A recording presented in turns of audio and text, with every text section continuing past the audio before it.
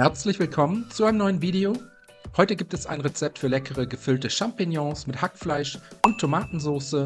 Dafür bereiten wir zunächst die Hackmasse vor. 500 Gramm Hackfleisch, halb Rind und halb Schwein, zusammen mit einem Esslöffel Senf, einem mittelgroßen Ei, 50 Gramm geriebenem Parmesan, einem gehäuften Teelöffel Pizzagewürz und einer guten Prise Salz und Pfeffer in eine Rührschüssel geben. Alles gut miteinander vermengen bzw. verrühren, bis sich alle Zutaten gleichmäßig verteilt haben. Als nächstes kümmern wir uns um die Pilze. Ich habe hier ca. 600 Gramm richtig große Champignons verwendet. Zunächst den Stiel herausbrechen, den Stiel zerbröseln oder fein hacken. Außerdem mit einem Messer den Rand der Pilze etwas aushöhlen. Wenn das erledigt ist, können wir die Pilze weiterverarbeiten. Dafür einen gehäuften Esslöffel der vorbereiteten Hackmasse in die Pilzköpfe geben und alle Pilze gleichmäßig damit befüllen. So sollten die gefüllten Pilze dann aussehen.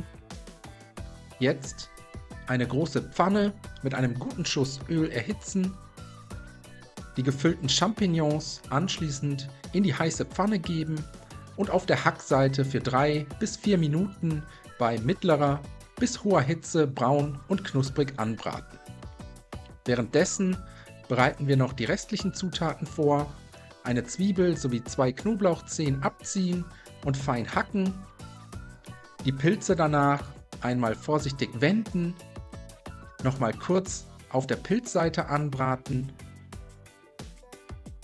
und danach können wir die Champignons aus der Pfanne heben, auf einen Teller geben, kurz zur Seite stellen, jetzt Zwiebeln und Knoblauch sowie die zerbröselten Pilzstiele in die Pfanne geben, für 2 bis 3 Minuten bei mittlerer Hitze und gelegentlichem Wenden glasig anschwitzen.